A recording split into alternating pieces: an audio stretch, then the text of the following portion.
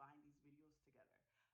But don't give the people the satisfaction um, of having control over you, your life, or what you think about yourself.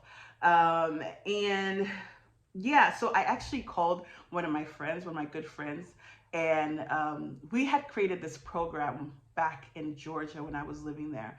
It was for like high school girls, right? It was in high school, yeah. It was really, really good because we really got a chance to like mentor these young ladies, give them some life skills, do different workshops, just really, help them out. And my sister was part of it, and she definitely enjoyed it. And I was talking to my friend, and I was like, all right, we got to do something. We're gonna, even if we can't, we can't save everybody, save a few girls or two, just to understand, like, we can't tell you, people can't tell you what to do, but older people should be able to guide you through life as much as possible, because you start getting these thoughts in your mind, things you experience, and it gets tough. Life is definitely challenging, and it's challenging for different people in different ways. So, I mean, if anyway, someone who's been through it can kind of mentor and help another young lady, if you're a guy, helping another guy out, just to maneuver. Don't give, like, specific things that they need to do, because it is ultimately their choice, but just help them navigate through it, because it is getting tougher and tougher, and I really don't know what it is. I have a strong head.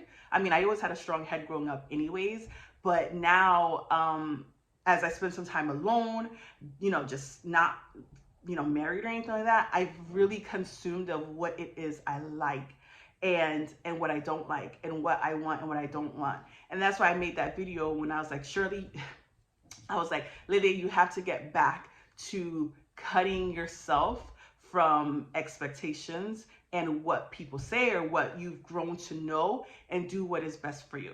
And let me just tell you, let me tell you an example, right? So I was speaking to my father. Unfortunately, he's one of those dads that he really has a big thing about people and people's thoughts of him, his family. So he's constantly like bringing this energy to me and my siblings of like, oh, he don't want you to do this, he don't want people to talk about his family, he don't want people to talk about his kid, and da, da, da. And like this overprotection of what people think. And I'm like, sir, I don't think people really care about us as much as you really think they do. And stop putting that expectation on us. Like, we've done pretty well, for ourselves, and I mean, stop doing that. And that's the kind of energy he always puts around me, and this is why I only talk to him very rarely.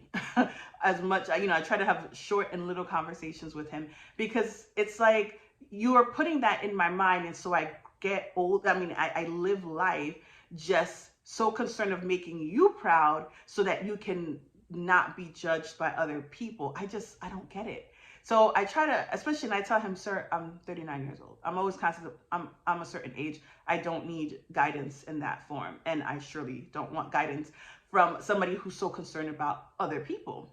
Well, anyway, we're having a discussion. He was telling me that he saw my birthday pic, which, it was a cute pic. And I had sent to him just because I was like, hey, this is what I'm doing for my birthday, because he wanted to know, right? So then he's telling me, oh, your picture was very beautiful. You were very nice. But you were showing a little too much leg. And I was just like, okay. And he was like, yeah, I showed it to a couple people, and they're like, oh, is your daughter trying to sell something? And that's not what he really wants for his daughter. And, that's not a very Christian thing. And I was just like, I was at work, and I was sitting here like, this is what I mean about him having like this hella of, I don't even know what you want to call it. And it bothered me so much for many reasons, because I'm old. If I want to show legs, if I want to show boobs, if I want to show anything, that's my problem, right? And um, at the same time,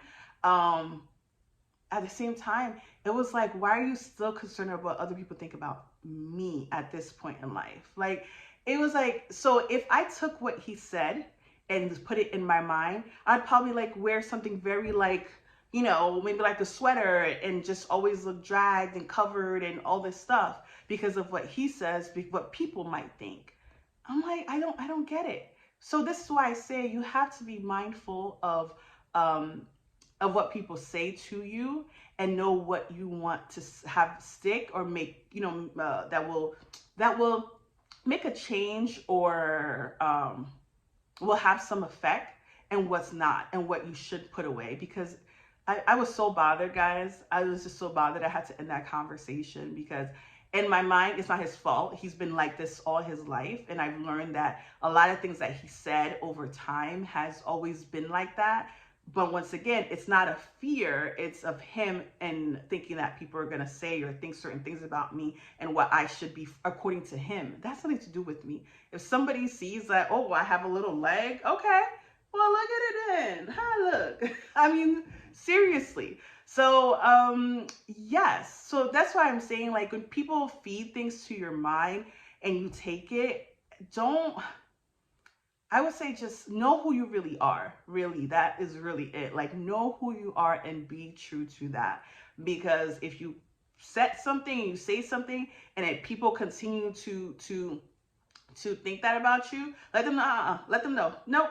That was just that moment. Don't take it as this is who I am, because I'm not going to be able to set that expectation. Because I would hate to see people just trying to live a life that doesn't really exist. You're the only one that can decide what you do with yourself. So I just wanted to share that. What other points that I want to make? Yeah, believe in something, like, make sure that your mind is strong.